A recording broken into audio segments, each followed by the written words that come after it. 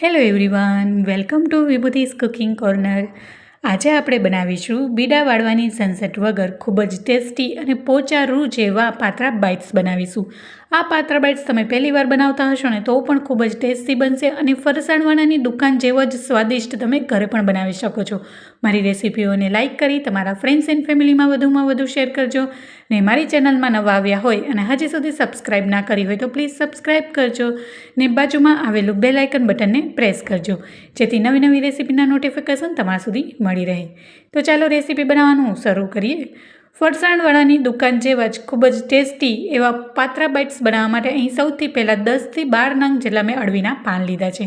હવે આ પાનને મેં સારી રીતના ધોઈને નિતારી લીધા છે અને પાનના ઉપરનો દાંડીનો જાડો ભાગ હોય એને કાતરની મદદથી મેં કટ કરી લીધા છે. ત્યારબાદ અહીં 2 થી 3 નંગ જેટલા અળવીના પાન લઈ અને આવી રીતના બેન્ડ વાળી દેવાનું અને ત્યારબાદ અહીંયા કાતર અથવા ચાકુની મદદથી આવી રીતના એનો જે જાડો નસનો ભાગ હોય એને આવી રીતના કટિંગ કરી લઈશું. તો તમે વિડીયોમાં જોઈ શકો છો, આવી રીતના જાડી નસનો ભાગ હોય પાનમાં એ આપણે કાતરની મદદથી કટિંગ કરી લઈશું. હવે કટિંગ થઈ ગયા બાદ આવી રીતના એને રોલ વાળી લઈશું. અહીંયા 2 થી 3 પાન તમે સાથે લઈ શકો છો. અહીંયા મેં અત્યારે 2 પાન જેટલા મેં લીધા છે અને આવી રીતના આપણે એને રોલ વાળી લઈશું.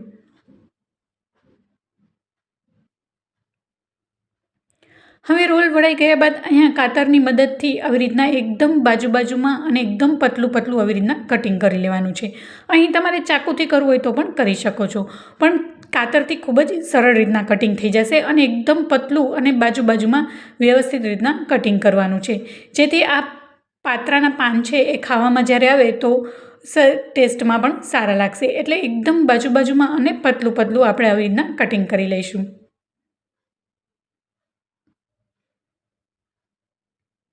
તો તમે વિડીયોમાં જોઈ શકો છો, મસ્ત એવા પાત્રાના આવી રીતના ઝીણું મેં કટિંગ કરી લીધું છે. હવે સેમ આવી જ રીતના બધા જ પાનને આપણે કટિંગ કરી લઈશું.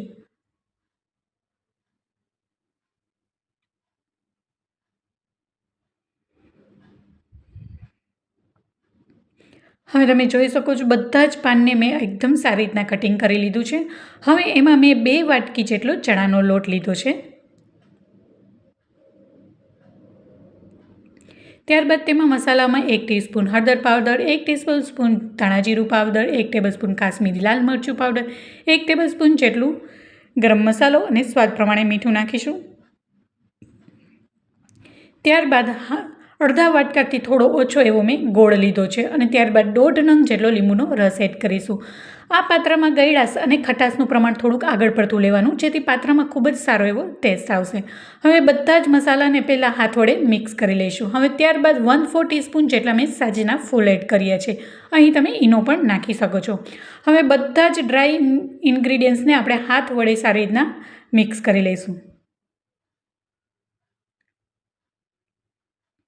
અને એકદમ હળવા હાથે જ મિક્સ કરવાનું છે અને બહુ મુઠ્ઠી વાળીને કે ભાર દઈને મિક્સ નથી કરવાનું. તો તમે વિડીયોમાં જોઈ શકો છો સારી રીતના મિક્સ થઈ ગયું છે. હવે અહીંયા મેં 1 નાના ગ્લાસ જેટલું પાણી લીધું છે, એને હાથ વડે જેમ જરૂર પડે તેવી જ રીતના નાખતું જવાનું અને હાથ વડે જ સારી રીતના મિક્સ કરી લઈશું. હવે અહીંયા મને થોડીક એવી ચણાના લોટની જરૂર લાગી એટલે ફરીથી મેં અડધા વાટકા જેટલો મેં લોટ એડ કર્યો છે. એટલે ટોટલ અહીં પહેલાં મેં 2 વાટકા જેટલો લોટ એડ કર્યો હતો અને અત્યારે અડધા વાટકા, એટલે ટોટલ 2.5 વાટકા જેટલો અહીં ચણાના લોટની મને જરૂર પડી છે. અને તમે જોઈ શકો છો કે વિડીયોમાં એકદમ હળવા હાથે હું આ મિશ્રણને મિક્સ કરી રહ્યું છું. જરા પણ મુઠ્ઠી વાળીને કે વજન નથી દેવાનો, જેથી આપણે આ પાત્રા છે એ થોડાક ફૂલશે પણ ખરી અને સોફ્ટ પણ એવા સરસ થશે. તો એકદમ હળવા હાથે આપણું આ મિશ્રણ છે એ મિક્સ થઈ ગયું છે, તો તમે જોઈ શકો છો. અને અહીંયા બાજુમાં કઢાઈ મેં પહેલેથી જ સ્ટીમ થવા માટે પ્રીહીટ માટે મૂકી દીધી હતી. હવે અહીંયા મેં એક મીડિયમ સાઇઝની થાળી લીધી છે અને પહેલેથી જ મેં ઓઇલ ગ્રીસ કરીને રાખ્યું છે. અને જે આપણે પાત્રાનું મિશ્રણ છે એને એક હાથ વડે આવી રીતના આપણે જેમ ઢોકળામાં સ્પ્રેડ કરીએ એવી રીતના આપણે એમાં એડ કરી દઈશું.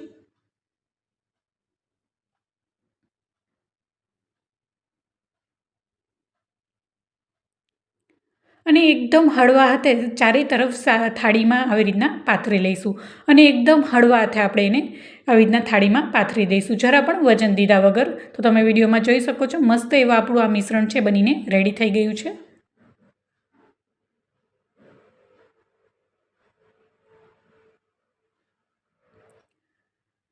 હવે સારી રીતના થાળીમાં આવી રીતના ચારે તરફ મેં પાથરી લીધું છે. હવે ઉપરથી 1 ચમચી જેટલા સફેદ તલને સ્પ્રિંકલ કરીશું. આપણે વઘારશું ત્યારે પણ તલ તો નાખીશું જ, પણ આવી રીતના ઉપરથી તલ નાખવાથી આ પાત્રા બાઇટ્સમાં બધા તલ ચોટેલા રહેશે અને ખાવામાં પણ ખૂબ જ સારો એવો ટેસ્ટ આવશે. હવે અહીંયા આ પાત્રાને આપણે 10થી 15 મિનિટ માટે આપણે આ થાળીને કૂક થવા દેવાનું છે. અને અહીં મેં એક કડાઈમાં લીંબુના જે છોતરા હોય એમાં એડ કર્યા છે.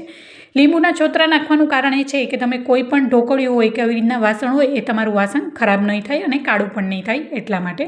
હવે એને 15 મિનિટ માટે સ્ટીમ થવા દઈશું. હવે 15 મિનિટ બાદ આપણે ચાકુની મદદથી ચેક કરી લઈએ તો આપણું ચાકુ એકદમ ક્લીન આવે છે, મીન્સ કે આપણી થાળી હતી એ કૂક સારી રીતના થઈ ગઈ છે. હવે એને 10થી 15 મિનિટ માટે ઠંડુ થવા દઈશું. અહીં 10 મિનિટ બાદ તમે જોઈ શકો છો સારી રીતના ઠંડુ થઈ ગયું છે. હવે એને કટ કરી લઈશું. અહીંયા હું નાના બાઇટ સાઇઝમાં કટિંગ કરી રહી છું. તમારે નાના કે મોટા જે સાઇઝમાં જોઈએ એ પ્રમાણે તમે કટ કરી શકો છો.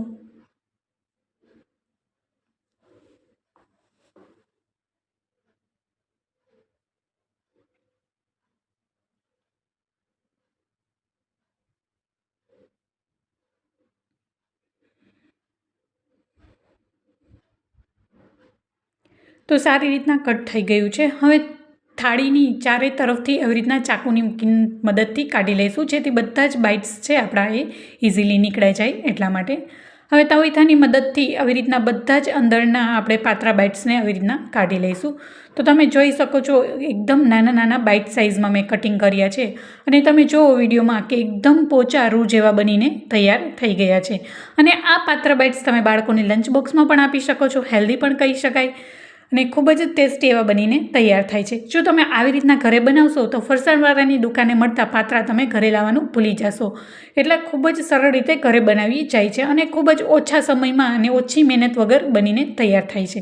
જો તમે બીડા વાળ્યા વગર આવી રીતના બનાવશો તો ફટાફટ બનીને તૈયાર થઈ જશે.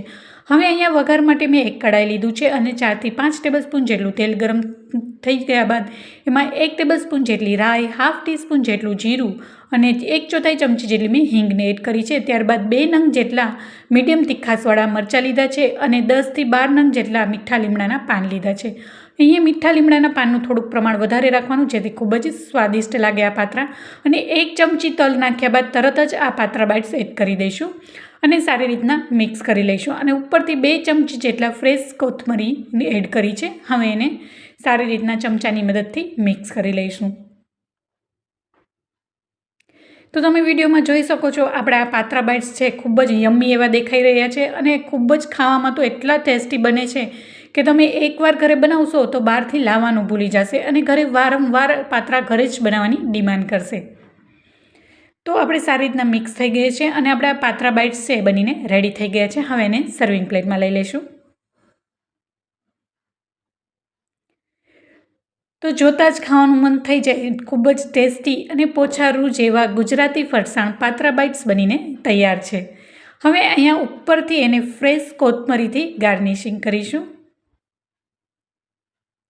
અને આ પાત્રા બાઇટ્સને તમે વેઇટ લોસ કરતા હોય ને તેમાં પણ ખાઈ શકો છો, હેલ્ધી પણ એટલા જ છે. અહીંયા આપણે ચણાનો લોટ યુઝ કર્યો છે એટલે તમે વેઇટ લોસ કરતા હોય તેમાં પણ આ ફરસાણને તમે ખાઈ શકો છો. અને જો ઘરે મહેમાન આવ્યા હોય અને ફરસાણ તરીકે તમે આ બનાવશો તો કંઈક અલગ જ એને ટેસ્ટ લાગશે. આપણે બીડાવાળીને તો પાત્રા બનાવતા જ હોઈએ છીએ, પણ એક અલગ જ રીતના તમે આવી રીતના બનાવશો તો મહેમાન પણ તમારા વખાણ કરતાં પણ નહીં થાકે. હવે ઉપરથી ફ્રેશ લીલા ધાણા મેં એડ કર્યા છે. ત્યારબાદ પાત્રાની સાથે ખાવા માટે સ્પાઇસી ગ્રીન ચટણી સાથે એને સર્વ કરીશું.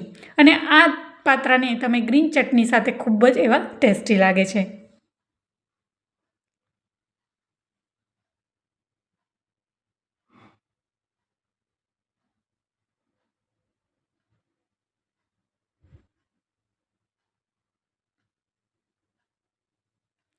તો જોતાં જ ખાવાનું મન થઈ જાય એવા ટેસ્ટી અને પોચા રૂ જેવા પાત્રા બાઇટ્સ બનીને તૈયાર છે. તો કેવી લાગી મારી રેસીપી મને જરૂરથી જણાવજો. મારી રેસીપીઓ ગમી હોય તો વિડીયોને લાઇક કરી તમારા ફ્રેન્ડ્સ એન્ડ ફેમિલીમાં વધુમાં વધુ શેર કરજો. ને મારી ચેનલને હજી સુધી સબસ્ક્રાઈબ ના કરી હોય તો સબસ્ક્રાઈબ કરજો. ને આવી જ નવી નવી રેસીપી માટે બાજુમાં આવેલું બેલ આઇકન બટનને પ્રેસ કરજો, જેથી નવી નવી રેસીપીના નોટિફિકેશન સૌથી પહેલાં તમારા સુધી મળી રહે. તો તમે વિડીયોમાં જોઈ શકો છો કે પાત્રાને આવી રીતના ગ્રીન ચટણી સાથે ડીપ કરીને ખાવાથી ખૂબ જ એવા ટેસ્ટી અને યમ્મી લાગે છે. તો ફરી મળીશું એક નવી જ રેસીપી સાથે અને એક નવા જ સ્વાદ સાથે.